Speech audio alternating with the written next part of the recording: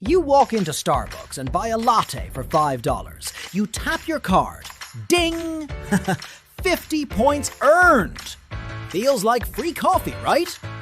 Well, not quite. Because someone did pay for that free coffee. And spoiler, it's not the credit card company. Every time you swipe, around 2% of that payment goes to card networks, like a toll on the money highway. In Canada, that adds up to about $10 billion a year. In the US, over 15 times that.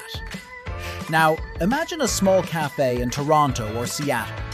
That $5 latte, they lose 15 cents right off the top.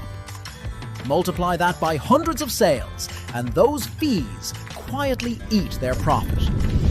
So, what happens next? Your favorite drink slowly gets more expensive. Here's the math. You earn 2% cash back, but prices rise 3% to cover fees. Technically, you're down 1%, but smiling because you earned a free flight to Miami. So why don't stores just go cash only? Because people spend more when they use cards. Studies show Canadians spend about 12% more, Americans up to 18% more. Why? Simple. Paying cash hurts, but tapping feels easy and effortless. Doesn't it? Credit cards are designed to numb the pain of paying. Every tap gives a tiny dopamine hit, that "I deserve this" feeling. You're not just earning rewards, you're earning permission to spend. And banks love that game.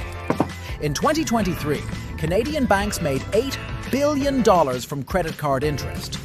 In the US, over $120 billion. So that free Cancun vacation? Someone else is paying for it at 23% interest. And those perks keep getting crazier.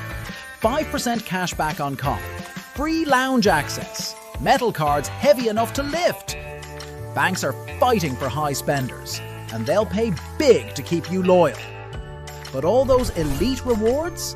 They're funded by every small business that accepts cards. When someone pays with a basic debit card, they're basically subsidizing someone else's luxury flight. And if you ever carry a balance, that free 2% cashback turns into 20% interest. In Canada, unpaid balances cost $23 billion a year. Rewards aren't generosity, they're data science. Banks watch every purchase you make, every coffee, every impulse buy, building your unique spending fingerprint. Those limited-time 5% bonuses? They're not random. They're precision baits tailored by algorithms. In 2024, North American banks spent $1.2 billion on AI systems just to predict how to get you to spend more.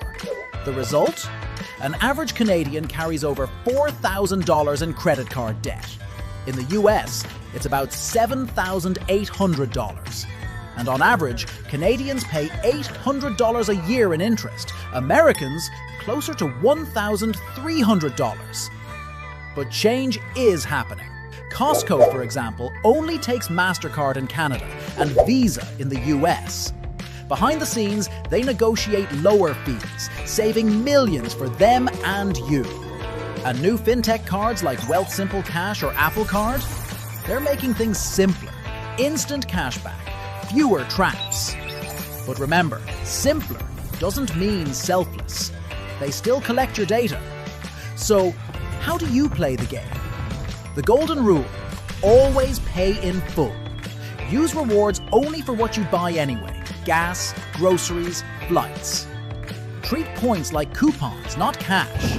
That spend $3,000, get $500 bonus deal. Usually just $500 worth of stuff you don't need. And those every 10th coffee free perks? That's lifestyle inflation, disguised as rewards. Because at the end of the day, banks aren't selling credit, they're selling behavior. Rewards are just the candy coating. But if you treat your credit card like a debit card, pay in full, stay mindful, you can enjoy the perks without becoming the product. And here's the real reward: control. Because financial freedom, that's worth way more than any number of points.